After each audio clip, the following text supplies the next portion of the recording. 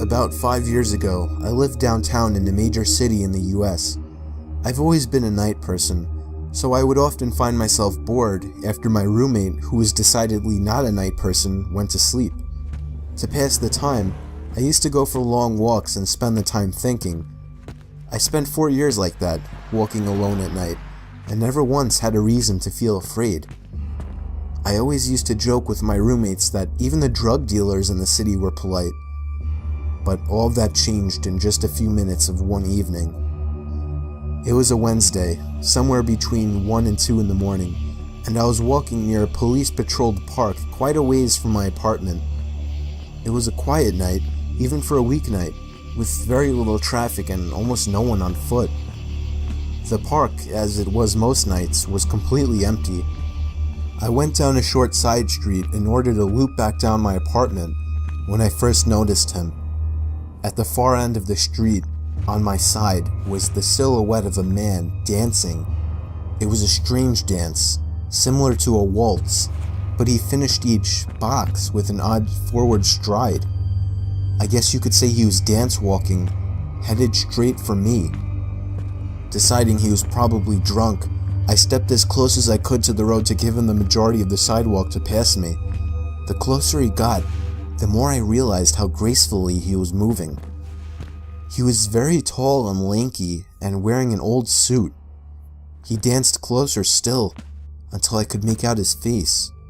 His eyes were open wide and wild, head tilted back slightly, looking off at the sky. His mouth was formed in a painfully wide cartoon of a smile.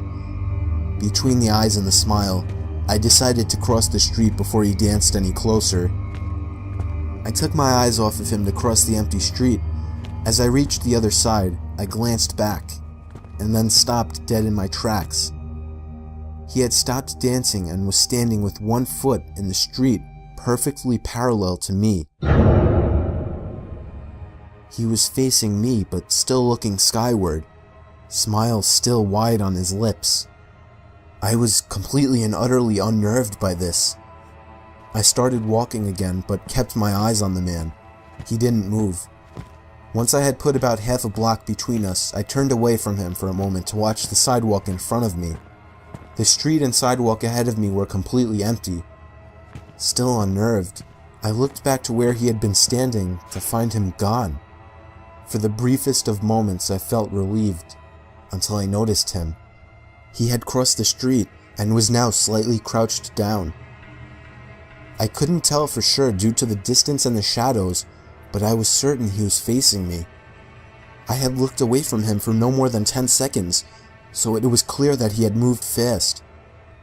I was so shocked and I stood there for some time, staring at him, and then he started moving toward me again. He took giant, exaggerated tiptoed steps, as if he were a cartoon character sneaking up on someone, except he was moving very, very quickly. I'd like to say at this point that I ran away or pulled out my pepper spray or cell phone or anything at all, but I didn't. I just stood there, completely frozen, as the smiling man crept toward me. And then he stopped again, about a car length away from me, still smiling his smile, still looking to the sky.